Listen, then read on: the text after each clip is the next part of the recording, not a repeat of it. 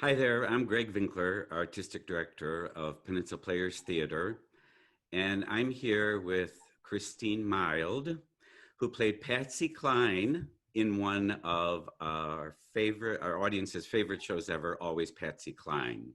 So glad to see you, Christine. It's great to see you too, Greg. Howdy. Howdy.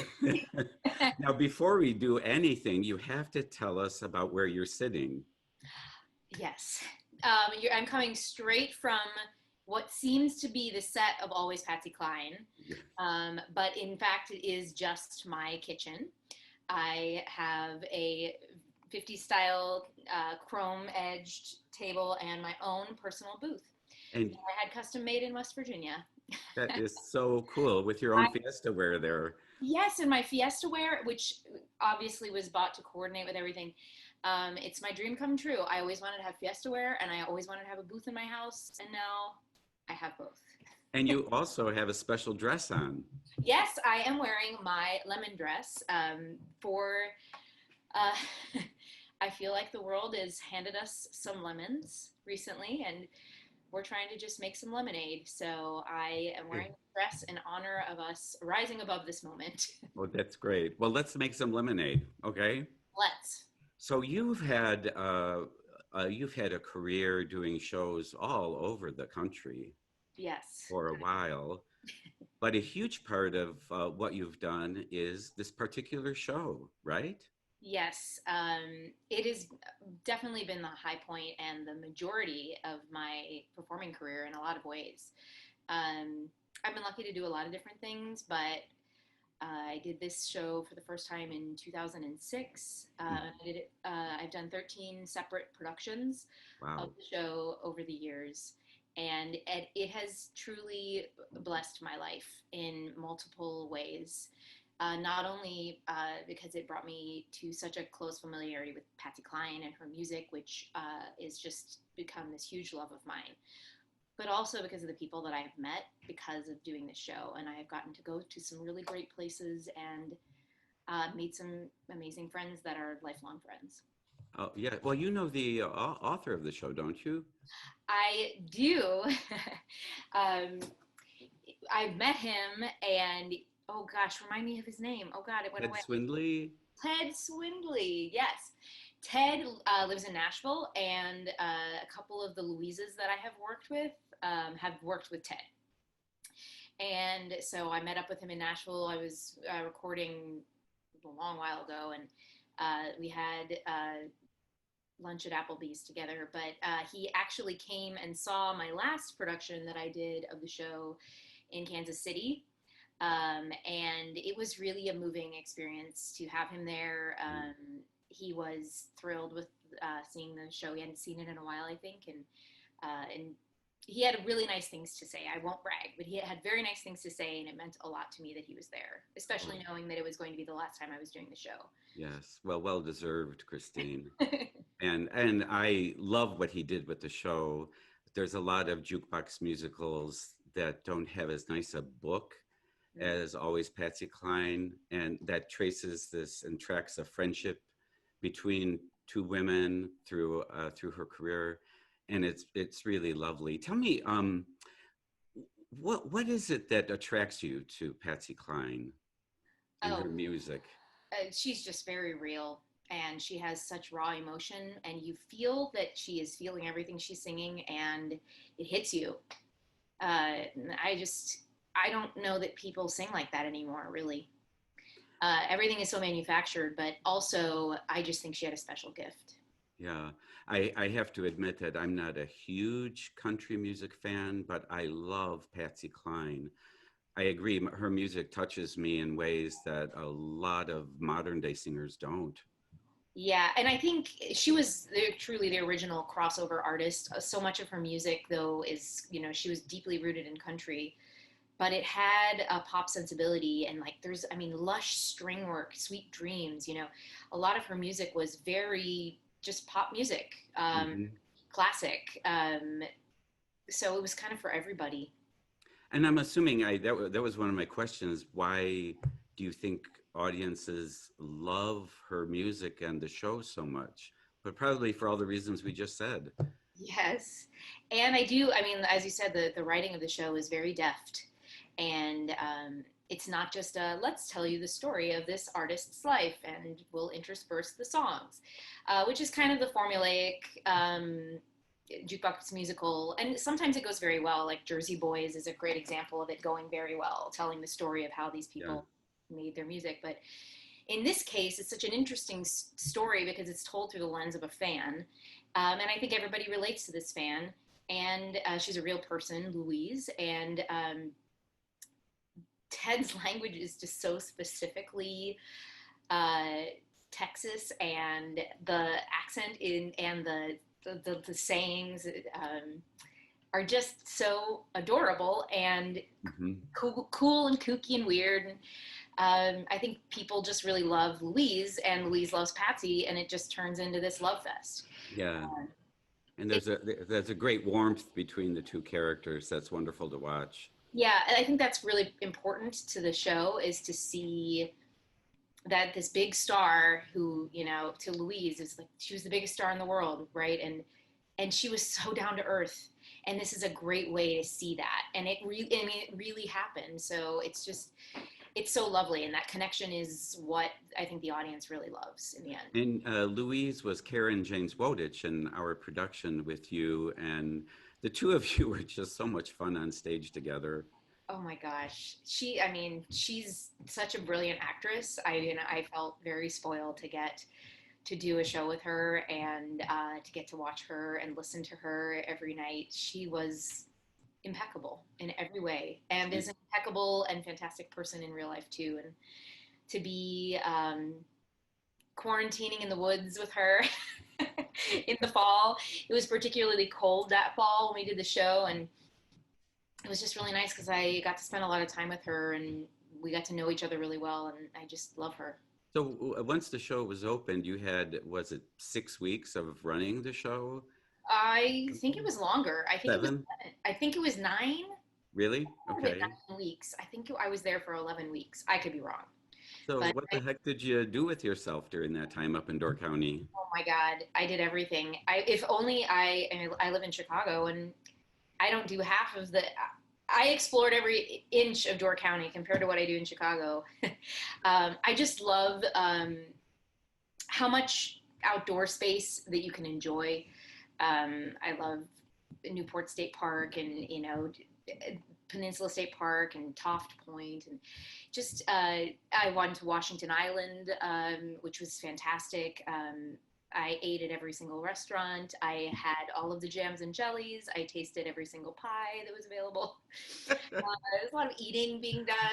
And So, but I also made some really great friends. Lynn Goodmanson is a fiddle player who I just really love, and Paul Swinski and Brian Kelsey and Greg, and the whole crew.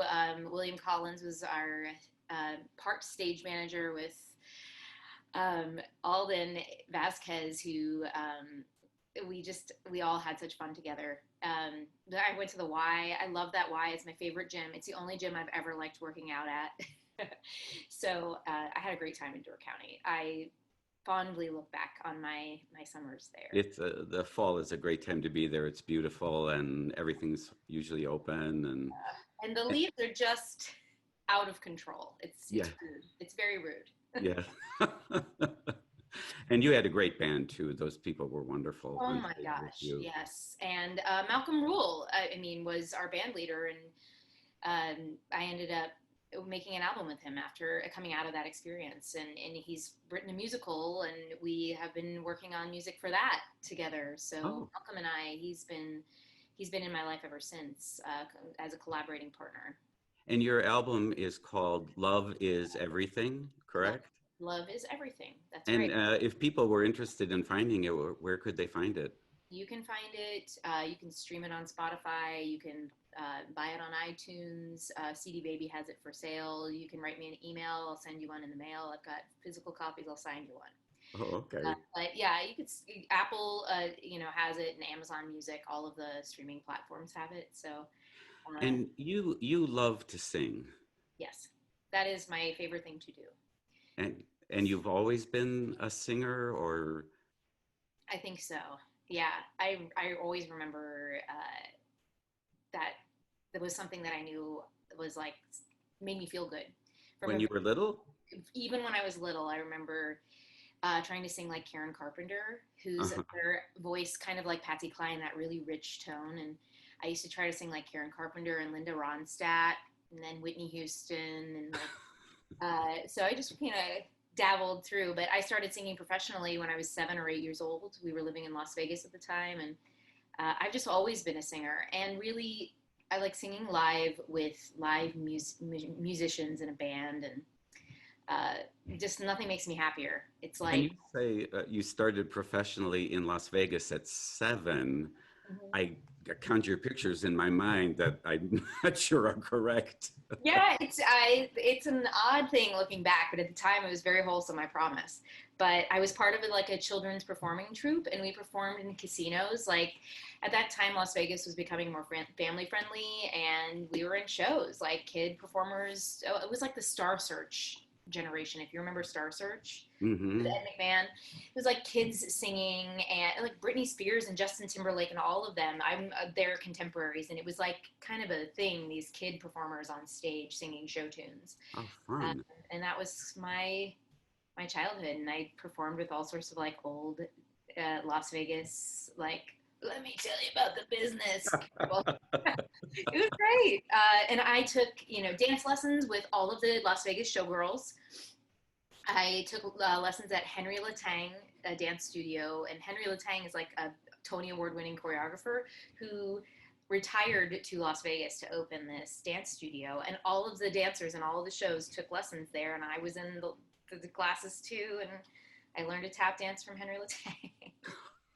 So it's just a normal childhood. Everything is Yes. totally normal.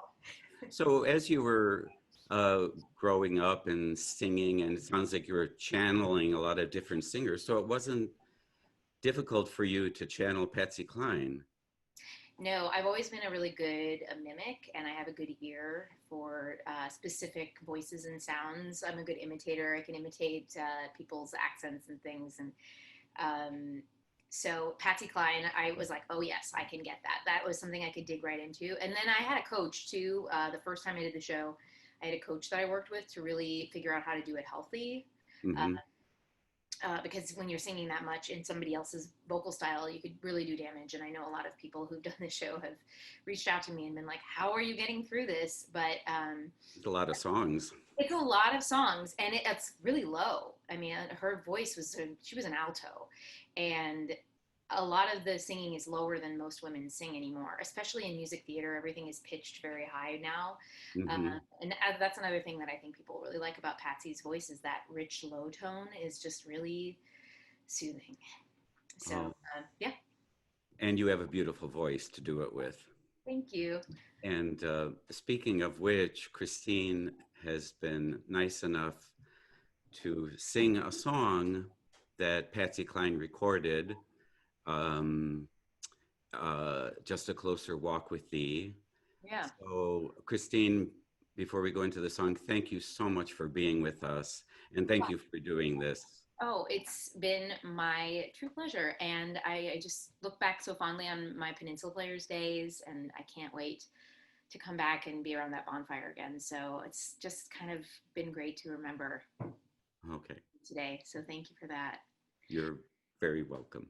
Yeah, and this song is there is one other Patsy Cline musical, which is called A Closer Walk with Patsy. So this is kind of another way into her, a different side of her that I think is really beautiful. She was a really special lady. So let me play my Jordanaires. I'll find them somewhere. Oh gosh, Face ID on my iPhone. Ready? There she is. Okay, ready? Yeah.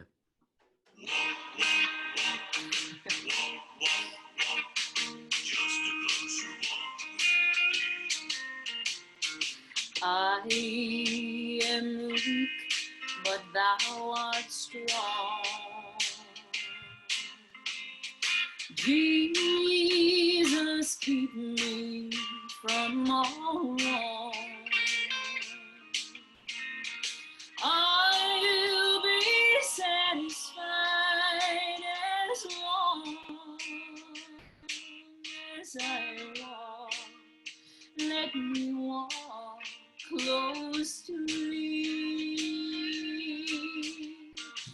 Just a closer walk with me. Great Jesus is my plea.